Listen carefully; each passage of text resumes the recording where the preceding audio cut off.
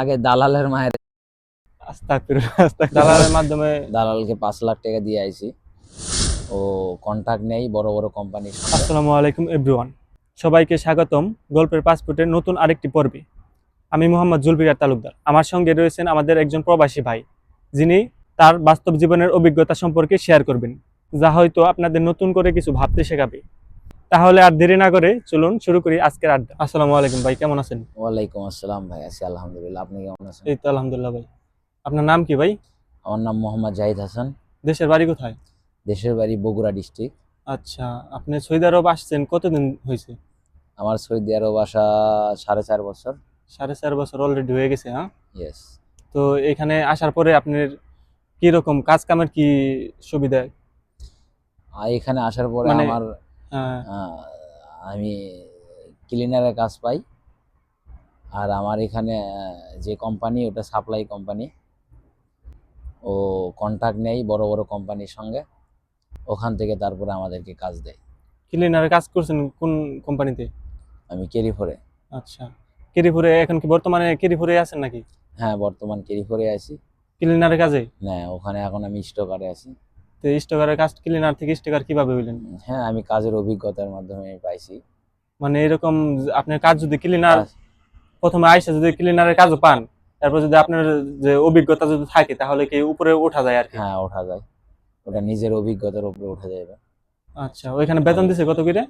ওখানে ক্লিনারের কাজে আমি বেতন পাইছি 1,000 রিয়াল। 10 ঘন্টা ডিউটি করছি, একদিনও ছুটি পাই নাই। আর স্টকারে যাওয়ার পরে আমি একদিন ছুটি পাইছি, 8 ঘন্টা ডিউটি করছি। বেতন আমার 200 রিয়াল বেড়ে গেছে। তো সব দিক দিয়ে সুবিধা আছে আর কি। হ্যাঁ, সব দিক দিয়ে তো আপনার ওই স্টোকারের কাজের কেরিপুর স্টোকারের কাজ ঠিক আছে না? হ্যাঁ। তো এখানে কাজের কোনো সুবিধা অসুবিধা আছে নাকি? হ্যাঁ, অবশ্যই আছে। তো সুবিধাটা কি অসুবিধাটা কি? সুবিধা আছে। স্টকারের কাজের যে কাজ ভালো করলে এক্সট্রা বোনাস আছে। তো ভাই সৌদি আরবে আসছিলেন, আসার প্রসেসটা কি ছিল? মানে দালালের মাধ্যমে আসছিলেন না কোনো এজেন্সি, অথবা সৌদি আরবে আপনার কোনো আত্মীয় স্বজন ছিল নাকি? না ভাই, আমি সৌদি আরবে আসছি দালালের মাধ্যমে। দালাল দালালের মাধ্যমে? দালালকে 5 লাখ টাকা দিয়ে আইছি।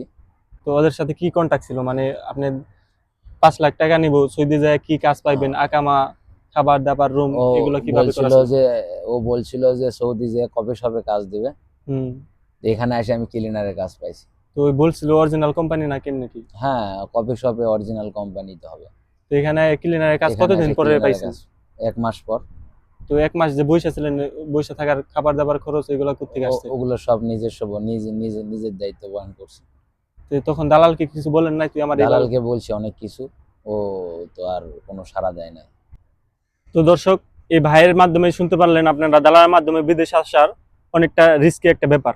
তো যারা বিদেশ আসতে চান তারা অবশ্যই ভালোভাবে বুঝে শুনে বিদেশ আসার চেষ্টা করবেন দালালের মাধ্যমে। আর যদি দালালের মাধ্যমে আসতেই হয় তাহলে তাদের সাথে একটা চুক্তিপত্রে সাইন করে আসবেন, যাতে পরবর্তীতে ওই চুক্তিপত্র অনুসারে আপনারা তার বিরুদ্ধে যাতে পরবর্তীতে কোনো ব্যবস্থা নিতে পারেন। এরপরেও আমি সাজেস্ট করব, বাংলাদেশে থেকে আসতে হলে দালালের মাধ্যমে না আসাটাই ভালো, কারণ বাংলাদেশের দালাল চক্রটা অনেক বড়, দালালি মাধ্যমটা অনেক বড়। তাই আমি সাজেস্ট করব, যদি কোনো আত্মীয় স্বজন থাকে তাহলে তাদের মাধ্যমে আসবেন প্রবাসী, ঠিক আছে? তো ভাই অলরেডি এখানে আপনার 4.5 বছর হয়ে গেছে, দেশে যাওয়ার কোনো প্ল্যান নাই না কেমনি কি? আছে ভাই, ইনশাল্লাহ দেখি সামনে বার যাব। আচ্ছা, সামনের বার দেশে যাওয়ার পরে প্ল্যান কি আপনার? কি করবেন দেশে যাওয়ার পরে? আগে দালালের মায়ের, আস্তাগফিরুল্লাহ, আস্তাগফিরুল্লাহ। অবশ্য আমাদের তারপরে বাকি সাবজেক্ট। এখানে এখানে এখানে যারা বিদেশ আসছে অনেকের কাছে শুনি দালালের নামে অনেক বাজে মন্তব্য। তো এটা আসলে স্বাভাবিক, কারণ দালালরা যে অবস্থায় তাদের ফেলাই রাখছে এটা স্বাভাবিক। সো দালাল রে আপনি যাই করার করবেন। হ্যাঁ। তো এরপরে পরবর্তী কোনো প্ল্যান নাই যে দেশে এখান থেকে টাকা পয়সা কামাই এরপরে দেশে যাই কোনো একটা বিজনেস করবো অথবা কোনো কিছু? হ্যাঁ আছে, ওটা তো প্ল্যান আছে ভবিষ্যতে, যে এখান থেকে কিছু টাকা পয়সা ইনকাম করে নিয়ে যায় তারপরে। আচ্ছা, তো আপনার কোম্পানি থেকে কয় মাসে ছুটি দিব? 3 মাস। 3 মাস মানে 4 বছর, প্রত্যেক 4 বছর পরে 3 মাস না কেমনি? 2 বছর পর পরে 2 মাস 1.5 মাস করে দেয়। এগুলা প্লেন 4 টিকিট কি বছর আপনি নিজস্ব বহন করতে হয় না কোম্পানি দেয়? এটা কোম্পানি দিবে। আচ্ছা, তাহলে তো ভালো। তো ভাই দেশে তো যাবেন, তো বিয়ে শাদী করছেন না? দেশে যে বিয়ে শাদী করবেন কেমনি কি? ভাই দেশে যাব, যায় দেখি এখন কপালে কি রাখছে, বিয়ে শাদী করতেও পারি। বিয়ে আরেকটা করবেন এই চিন্তা ভাবনা আছে? না না ভাই, একটাই। একটাই করবেন? হ্যাঁ। তো তো পরিবারের উদ্দেশ্যে কিছু বলবেন নাকি? পরিবারে মিস করেন অথবা গার্লফ্রেন্ড মিস তো গার্লফ্রেন্ড অবশ্যই বউ করবো। গার্লফ্রেন্ড বউ কোনো কিছু আছে নি? অবশ্যই আছে, থাকবে না কেন? গার্লফ্রেন্ডও আছে, বউ আছে? না না, গার্লফ্রেন্ডই আছে, বউ কই পাবো ভাই? আচ্ছা, তো গার্লফ্রেন্ডে যাইলে তো মিস বিয়ে করেন? শাদী করবো। গার্লফ্রেন্ডের উদ্দেশ্যে কিছু বইলা দেন যদি না, ভিডিওটি দেখে। এখন আর ভিডিওতে কিছু বলতে চাই না, ওটা যদি যাওয়ার পরে। যাওয়ার পরে তো ফ্যামিলির উদ্দেশ্যে কিছু বলেন। ফ্যামিলির মিস ফ্যামিলির করেন নাকি? ফ্যামিলির সবার জন্য দোয়া করি, সবাই ভালো থাক, সুস্থ থাক। তো লাস্ট মুহূর্তে একটা কথা, যারা সৌদি আরব আসতে চায় তাদের উদ্দেশ্যে কি বলবেন, যে কিভাবে আসলে যারা ভালো হবে? তাদের উদ্দেশ্যে একটা কথাই, যে তারা যখন আসবে খুবই ভাবে চিন্তে যেন আসে, দেখে শুনে আসে, সবকিছু যাচাই করে যেন আসে। দালালের মাধ্যমে আসলে তো ওটা আরো ভালোভাবে যাচাই করতে হবে। সব যাচাই করতে হবে। হ্যাঁ, যে দালাল এটা সঠিক জায়গায় পাঠাইতেছে কি পাঠাইতেছে না, হুম। শুধু তাদের কে টাকা দিলেই তো হবে না।